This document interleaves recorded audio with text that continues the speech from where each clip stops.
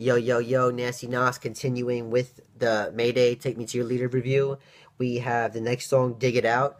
This song is more about, well, first recognize uses the underground as a metaphor. How if you're underground, it could be dead bodies, the dirt, conversation amongst the dead, the bad people. Um, Relating back to revolution or just music being underground, like a true message being underground, even revolutions being underground. Like, I'm pretty sure you saw about the Arab Spring because that was going on in 2011, 2012.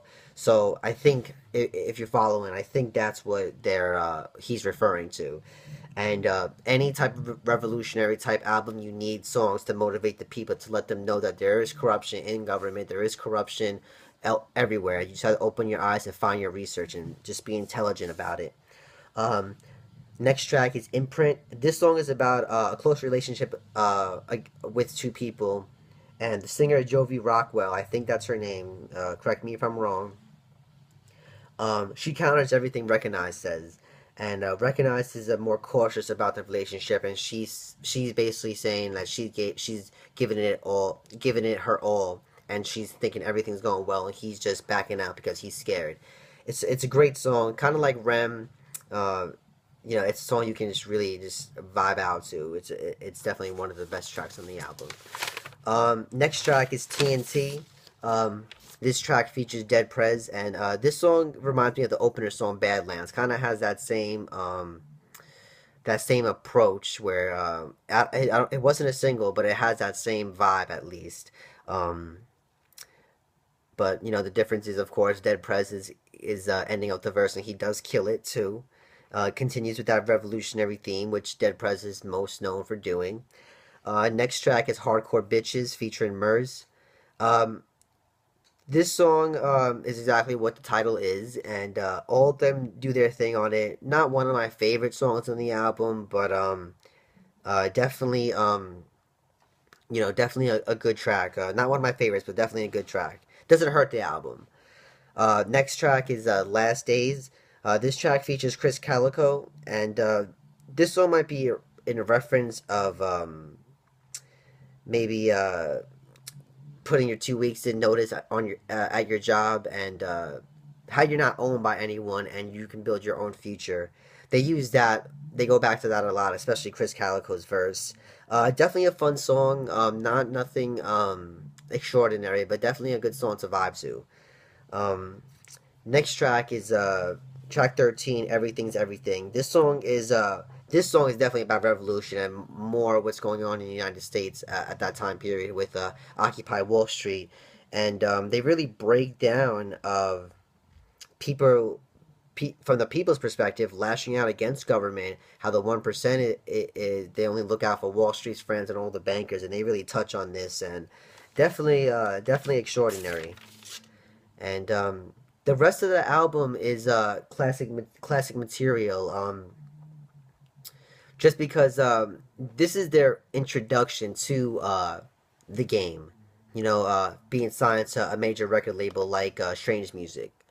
Um, they they come with that conceptual album, and most debuts do better with when they have a task at hand and they're not just all over the place. They kind of show what they're about, so they can also grow from that. You know, it's also a good introduction into Mayday's music, where it's not like with some artists they drop their first album, it's classic, and then the rest of the album's not no progression. I think Mayday is laying the groundwork for future projects that are gonna be very successful for them. I think it's just gonna take a little bit time um, for them. To me, this album gets five stars. There's more songs on the album, um, but those are just the maybe the 13 tracks I said on the album. The total of the tracks is 19, and plus the bonus song from Strange Music if you pre-ordered it. I didn't pre-order it. I'm not sure what the song's called, but it's just a like a it's so much work on this album, like meaning a lot of songs, and they put a lot of effort in each song musically, and they really thought out the writing process. So that's why I have to say it's classic, because it definitely it's definitely gonna lay the groundwork on who knows, hip hop. Some more artists might be using bands like this in their music. They might just be laying the groundwork for the future, and then they'll look back at this album as the one of the starters of a style. So I mean, you never know of what could happen, but you know, and the meaningful.